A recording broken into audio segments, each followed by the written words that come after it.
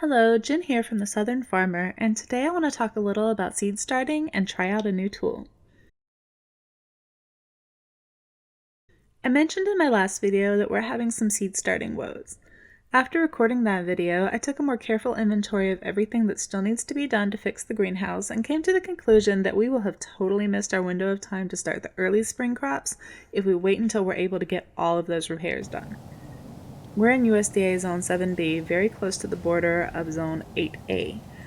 I don't like the cold, so I'm prone to complaining about any temperature under about 50 degrees Fahrenheit, but realistically, it just doesn't get that cold here. Most years, the ground is workable year-round. It definitely has been this winter. We're aiming for our first veggie harvest of 2021 to happen at the start of March. To make that happen, we also need to start some seedlings indoors now. I already have some kale, Brussels sprouts, and chard planted that have overwintered uncovered in the garden. The deer have been a little too interested in the kale, but there's still a fair bit there, and they've pretty much left everything else alone. I'm planning to add some more kale seedlings under a row cover, plus some lettuce, arugula, mosh, spinach, collards, kohlrabi, some other stuff too. I also need to start some leeks and bunching onions for transplanting a little later. I'm going to give these faster growing alto leeks a shot. I'm also trying out a new tool for seed starting. In the past, I've mostly used cell trays or peat pots. I don't really like cell trays, though I know a lot of people swear by them. I always seem to end up with damaged trays or damaged seedlings when lifting them out for transplanting. Peat pots served me very well, but they're comparatively just really expensive. I love them when I'm just putting together a couple of trays of seeds for myself, but on a production scale or even just a self-sufficiency scale for feeding my entire family, the extra time they take up to prepare and the extra cost really add up fast. I wanted to at least experiment with something else this year. I ran across the soil blocker when I was perusing the tools section on the Johnny Seeds website, but they didn't actually have the one I wanted to try in stock, so this one's from Gardener's Supply. And just as a side note, the gratuitous label placement here wasn't really intentional. This isn't a paid endorsement or anything, it's just the packaging on the box I ordered. So let's do a quick unboxing.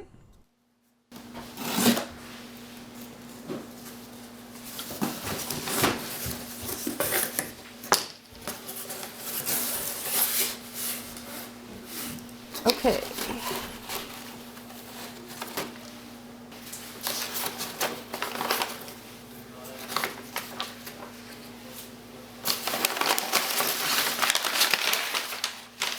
Here's the soil blocker. This one is handheld and it makes 4 soil blocks at a time. There are larger ones available, but since this is an experiment for me, I wanted to start small. If I'm understanding this right, you press this down onto the soil you're trying to make a block of, then use the spring-loaded press part to push those blocks out onto the germination tray. That feels like an overly simplified explanation, but I'm gonna go try it out. Before I start trying to make soil blocks, I need some soil mix to use. I've read that any commercially available seed starting mix should work. I personally like to mix my own, but I don't know how my mix is going to work with the soil blocker, so this isn't necessarily a recommendation.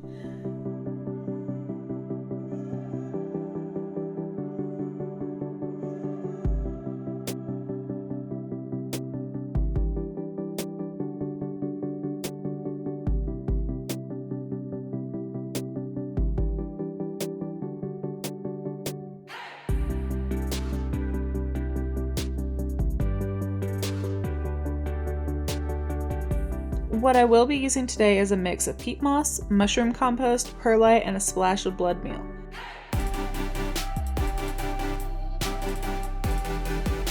The ratio is basically 1 part compost, 1 part peat moss, and roughly 3/4 of a part perlite.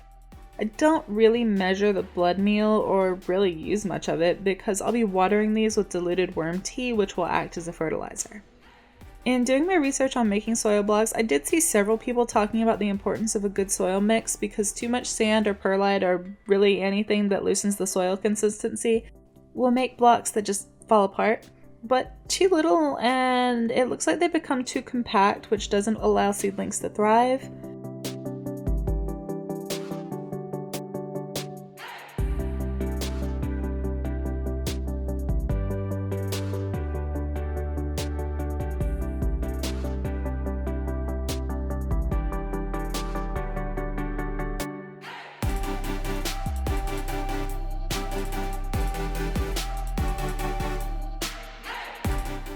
I also saw several recommendations that soil should be fairly wet for making blocks, like enough that you can squeeze water out of it. So that's how I'm gonna try this. Let's do this.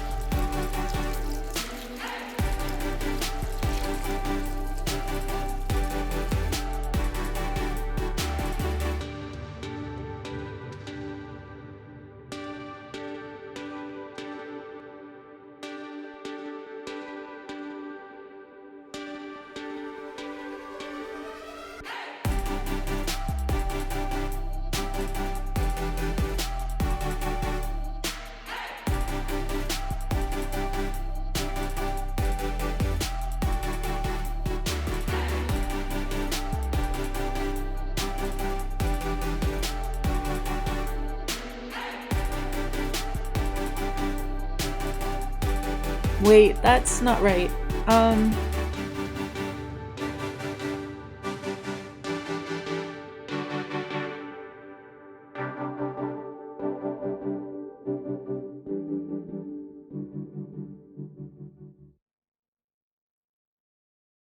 Hold on a sec. I feel like my soil might actually be too wet.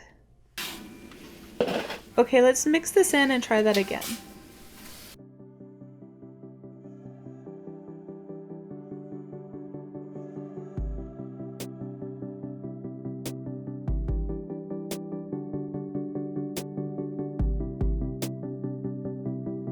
Here goes.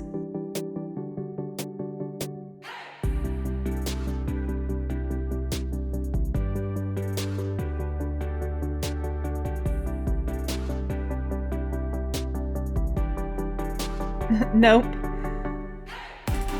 This is looking better. I think I can make this one work.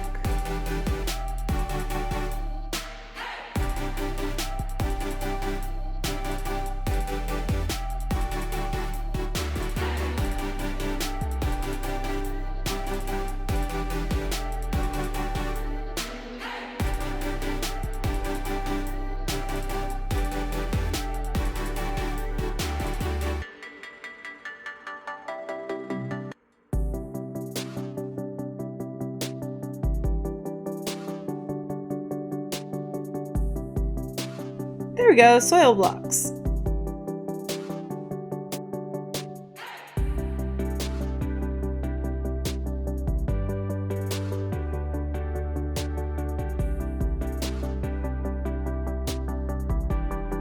Okay, yeah, it's going now.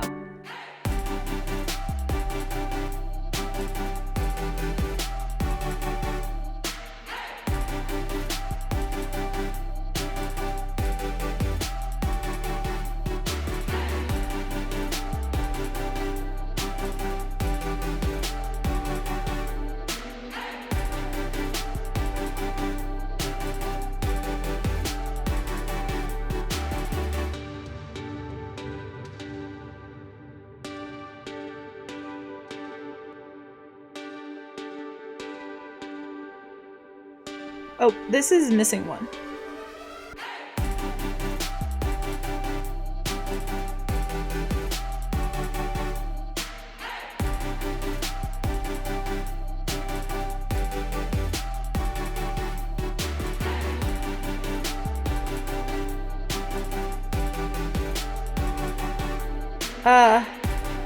It's still missing one. I am gonna figure this out though. I can do this.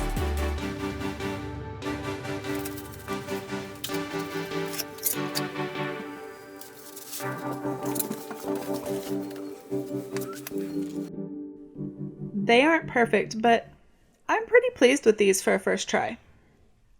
Now I need somewhere to put them.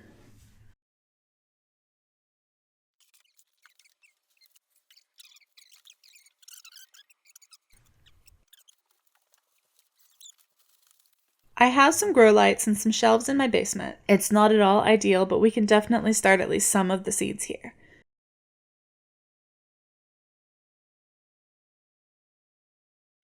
I'm thinking that I'll hang my grow lights here, put a heat source in this space, and that will at least be enough to get us started. I would normally hang grow lights on chains so they can easily be raised and lowered, but I don't have any on hand. I did have this neon pink nylon twine left over from marking garden rows, so I'm gonna get crafty real quick and make some adjustable height grow light hangers.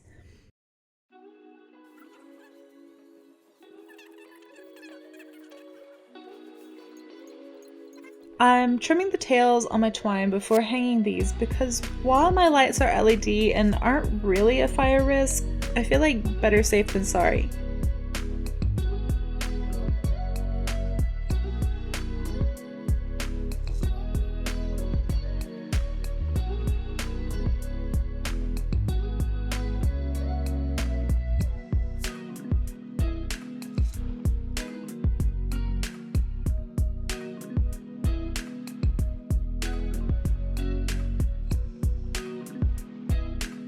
And up they go.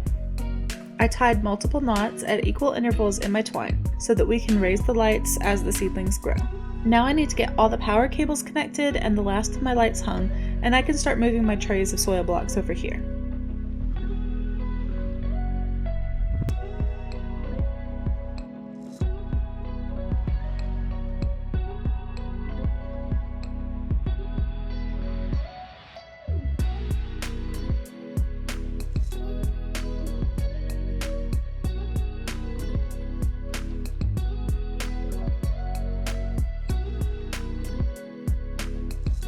I guess I also need to get this box out of the way, preferably without busting my brand new lights. Yeah, this should work. And here we are with the first round of soil blocks planted, labeled, and under the lights. I'm reserving judgment on the system until we have results, but I'm feeling pretty optimistic. I'm planning to do a follow-up video later on how this has worked out, so if you've enjoyed this video and you want to see more, please like and subscribe, and I'll talk to you next time.